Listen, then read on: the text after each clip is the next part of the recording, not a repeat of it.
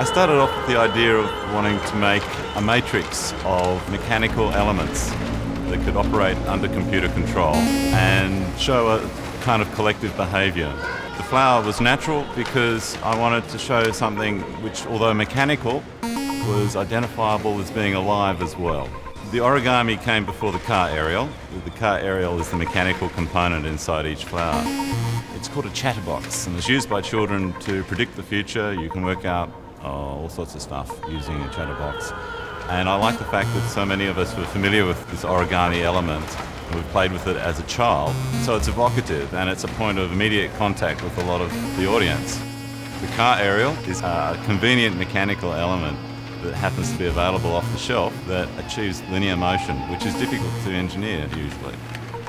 If the work can be sticky, if it can get people's attention, and if they hang around it long enough to see what it can do, I think that they're getting more out of it and therefore I'm getting more out of it in some sense. It does have a few different behaviours and to see everything that it will do you actually need to spend a bit of time with the flower matrix. I've got a background in computer science and powers of 2 are very important, and 128 is a regular power of 2, and I had contemplated doing 256 or 512, but it turned out that those numbers are just too overwhelming. 128 was the most that I could manage, and it fell into this grid system, which is a 2x1 grid shape, which is what I had imagined populating.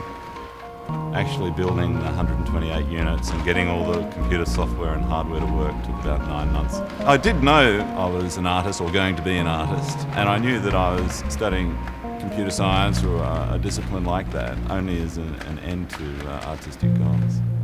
It feels great to have won the People's Choice Award. It's a fantastic vindication of the effort, not only that I put in, but my family and a lot of my friends to get this work here and on display. I struggled with the name for a while. I knew what I wanted to say. I wanted it to say that they were flowers and that they were mechanical.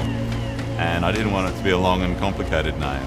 My wife helped out. She said Floribots, and so that was it. The Floribot mind has a number of states. It can become bored if there's nobody around and it gets understimulated. It can get overexcited as well if there are too many people rushing backwards and forwards, and it enters into a very erratic state. When it's bored, it's attention-seeking and puts on a bit of a performance, trying to get somebody to come and look at it. And it has some in-between states as well. If left bored for long enough, it will eventually go to sleep. And then it will wake up if it's re-stimulated. And it has some emergent emotional states, which I didn't entirely anticipate or program into it, but are caused by the overlap of 2 of the pre-programmed states. There's enough variation in 128 mechanical systems that not all of them will ever behave quite the same. That's part of dealing with the herd. You get herd behaviours. By and large, they all do the same thing, but they're not identical. Everyone wants to be an individual just a little bit. I wanted these works to be appreciated as mechanical, organic plant sculptures. So putting them next to real plants was entirely appropriate. They are from the sort of plant domain implemented in robotics.